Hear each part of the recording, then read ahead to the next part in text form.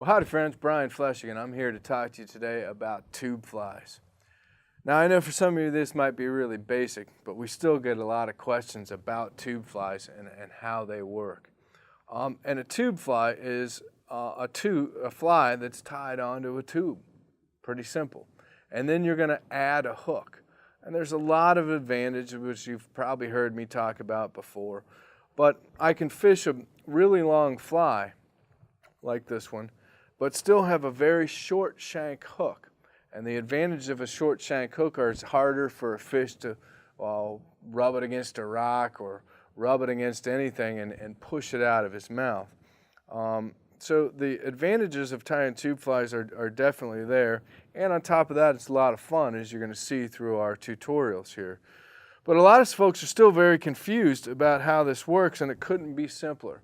You take your tube fly, and you're going to run your tippet right down through the eye of the fly. Of course, at my age, that requires my click goggles.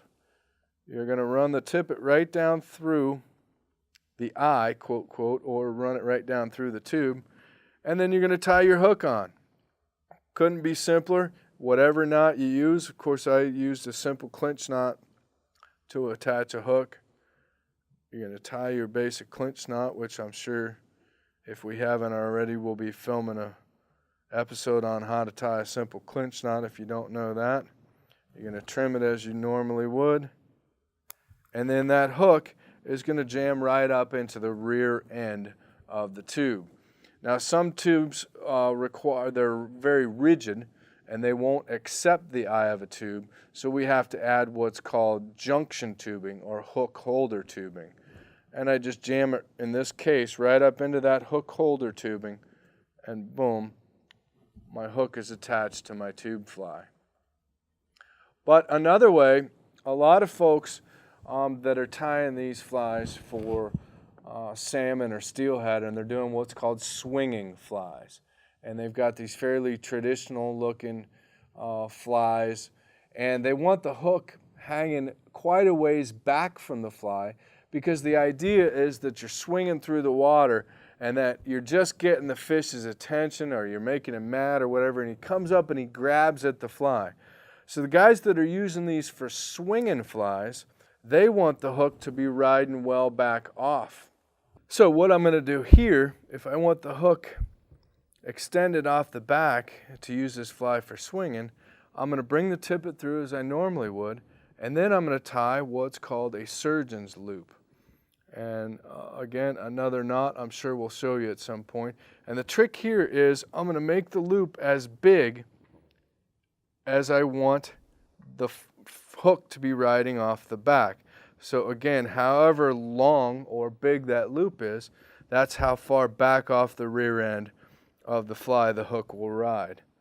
So I tie that perfection loop, and then that knot is what's going to jam up into the rear end of the tube. So that knot's going to jam up in there, and now I double up my monofilament and I bring that loop through the eye of the hook. Okay, so I bring that loop through the eye of the hook,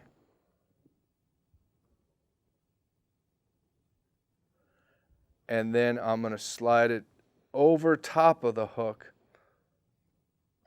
Boom, and my hook is attached. And now, as you can see, a little bit dramatic. I typically wouldn't have it that far back, but that gives you the idea. And then if I need to change hooks, I slide it up, bring that loop over top of the hook, and the hook slides right off. So let's do that again. Let's make it a little bit shorter this time, a little bit more realistic. So I've got my fly threaded onto my tippet. I've come through the nose, I'm coming out the rear end. I'm going to tie a little bit smaller loop, and that surgeon's loop, you just double it up and bring it through twice. It's the loop version of the surgeon's knot, and I bring it through twice, so it's an overhand knot. And then I'm going to show you another cool thing here. Everybody knows about egg sucking leeches. Well, this is the opposite of an egg-sucking leech. But it's a proven fact that a lot of fish do key in on eggs, or also, believe it or not, as Jim Stewart, the great bass bug tire, taught us many years ago, a lot of fish, a lot of your warm water species, not only do they key in on the eye of their prey, the bait, but they can key in on the anal spot, believe it or not. And I believe that this technique I'm showing you right here, which a good friend of ours, Tony Pagliai, actually showed me this a number of years ago. But as opposed to an egg-sucking leech, which is going to have the egg at the front, I can make this an egg-crapping leech, excuse my French, and the egg's coming out the rear end of the hook. But it does two things. It gives you that ever so important egg pattern, especially when it comes to salmon and steelhead fishing, and it also may imitate an anal spot on these. So I take a plastic bead or a plastic egg, which we get these from trout beads, and of course available at madriveroutfitters.com. A lot of folks fish these themselves. Of course, if you've fished in Alaska, you know all about trout beads. And all I do is thread that bead onto there, and now I'm going to put the hook on. And now you've got this system with this bead that gets their attention. It may be moving up and down as you're fishing. Heck, if you wanted to, you could put 2 or 3 of them on here. Just a really neat system. And I got to just get this now. So I bring that loop through the eye of the hook. There we go.